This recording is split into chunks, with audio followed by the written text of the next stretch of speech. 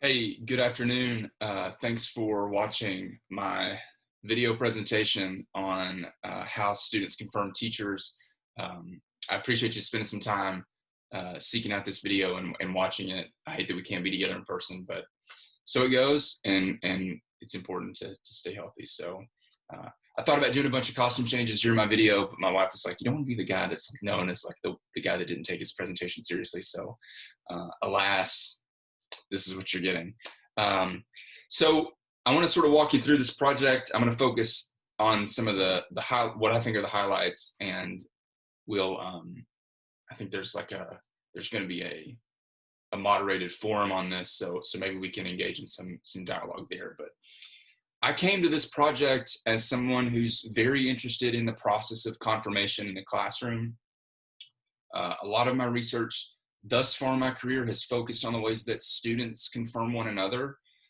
We know as instructional communication scholars and as confirmation scholars that it is a contextually bound process, that the ways that individuals are made to feel valuable and significant are unique to the actors and the setting in which they know each other. Students confirm each other in different ways than teachers confirm students, because students can't confirm one another the same ways that teachers confirm them. It's impossible. Students don't demonstrate, the ways that teachers confirm students are by demonstrating interest in student learning and by responding thoughtfully to student questions and by having an interactive teaching style, and that doesn't work for students. So students instead confirm one another by providing each other with individual attention, which is to say taking interest in their lives outside of the classroom. How was your weekend, stuff like that. Acknowledging one another is like having done something good in the classroom. Hey, great job in your presentation. Or by providing some sort of assistance, like, hey, don't forget we've got a paper due, or hey, can you help me? Or let me help you. I saw that you were like frantically writing notes down. Can I answer any questions maybe? Stuff like that. And so with all that in mind, what we don't know, we're missing a key component of the process here. We don't know how students confirm teachers, and this is something that as a field, instructional scholars we're really short selling ourselves on. We are not fully engaging, not fully sort of grasping the ways that teachers affect students. There are some people that are doing this. Certainly, there are several studies on how the stuff that students do leads to teacher burnout and things like that. And, by and large, a lot of that stuff, though, is antisocial. And it's worth noting that students aren't always antisocial. They're not always doing stuff that leads us to feeling burned out. There's a lot of times, at least I hope in your professional life, that there's been more times than not, students are doing stuff that energizes you and makes you feel valuable and significant. And so that's what I wanted to learn through this project. And so what I did was I surveyed college instructors of any rank, any discipline, and I really worked to get a broad sampling across disciplines so that it wasn't just communication scholars. And what I found was that by asking them some questions about, what do students do that makes you feel valuable and significant? I found that there were 8 things that students did that made teachers feel valuable and significant. They engaged in some sort of connection. They acknowledged the care of the instructor. They were receptive or required mentorship, and they were sort of engaged in that process. They were appreciative of the teaching of the instructor, and those were distinct, and that's important, and I'll talk about that in a second. They were really appreciative of the content, not just the teaching, but the content itself.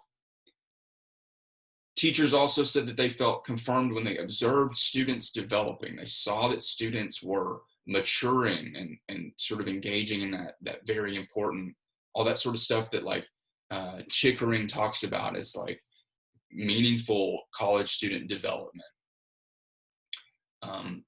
They were also confirmed when students endorsed them to others.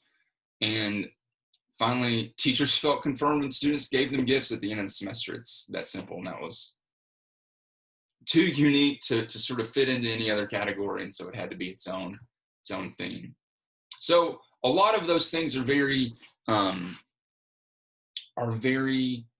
self-explanatory, but I do want to sort of take a second and mention the appreciation of teaching and the content appreciation. Those are different processes. And teachers felt confirmed when students felt that they were, or when students expressed appreciation of like the practice of teaching, like, I really liked that you did this, or thank you so much for spending so much time with me, or whatever, all that sort of stuff.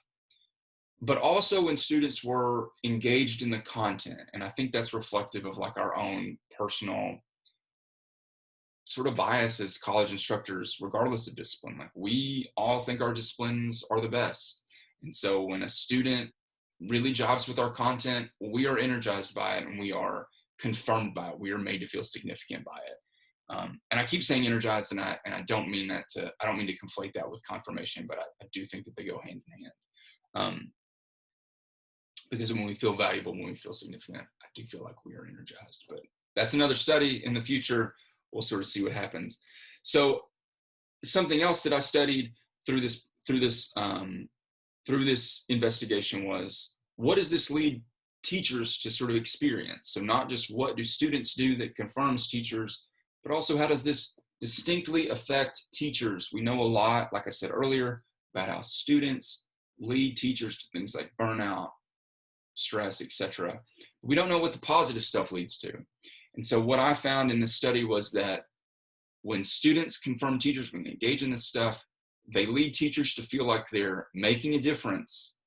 They lead teachers to feeling more efficacious.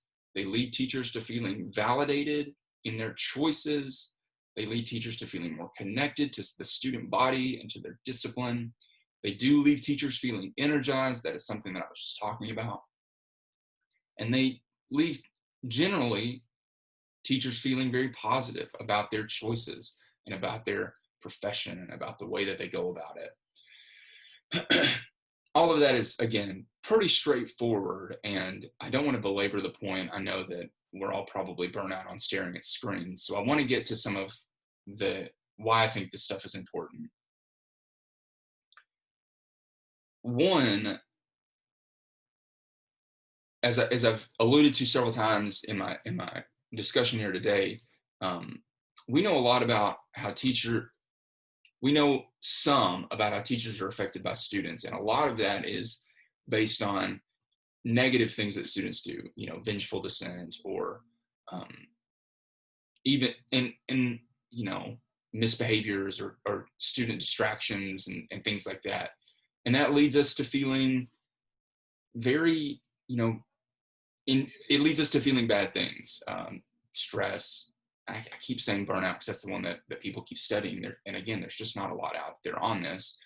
But this leads us to sort of the assertion that we can say, hey, there are things that students do that make teachers feel good, and that's okay. And you shouldn't feel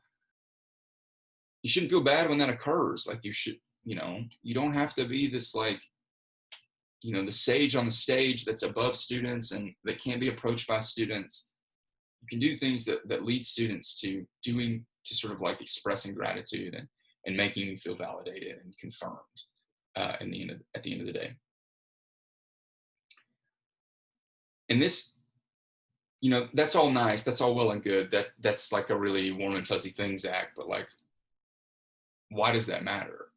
It matters because of the efficacy that teachers ultimately experience.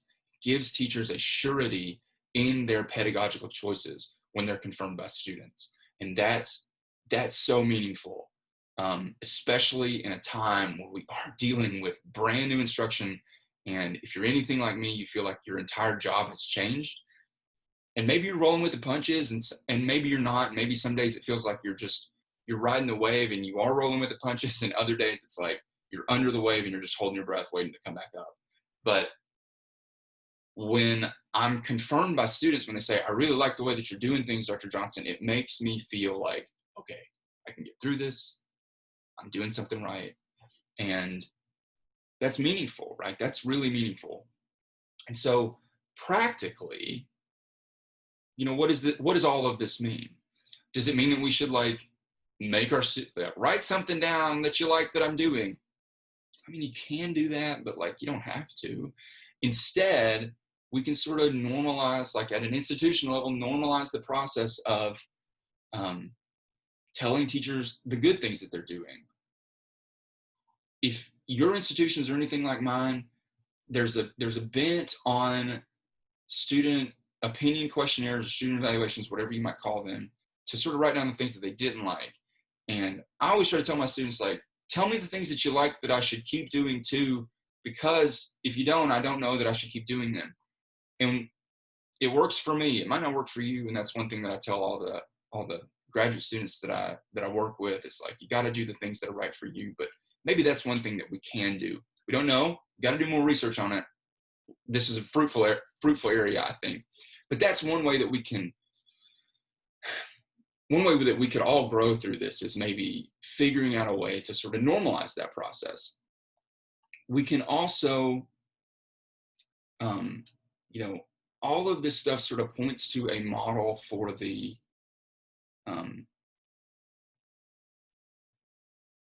refinement and importance of high impact practices. That's like a buzzword at our campus, is high impact practices. I do some of them. I don't do all of them. It's like impossible to do all of them. There's too many.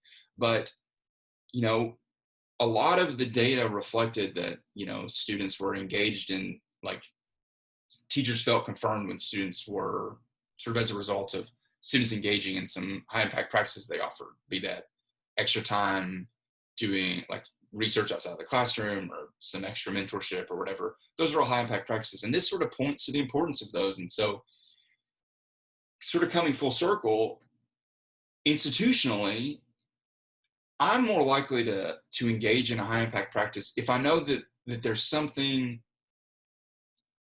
that might help me feel more sure in my teaching profession, in my professional life, than just like, it's good, it looks good on your Vita, it looks good on your tenure portfolio or whatever. If I know that it's going to be meaningful for me as a professional, not just pass like this is a box to check off to say that you did it, so because it looks good for everybody else, but rather, if you do this, you're going to grow through this too. Like, not just the student, you're not just helping the student, you're also truly helping yourself. You're going to learn a lot through this process. I think that's huge, because a lot of the time, at least in my experience, all of that stuff is pitched to us as, do this because you should, because it looks good on those portfolios. It helps students, whatever, maybe you get extra money at your campus for doing that sort of stuff.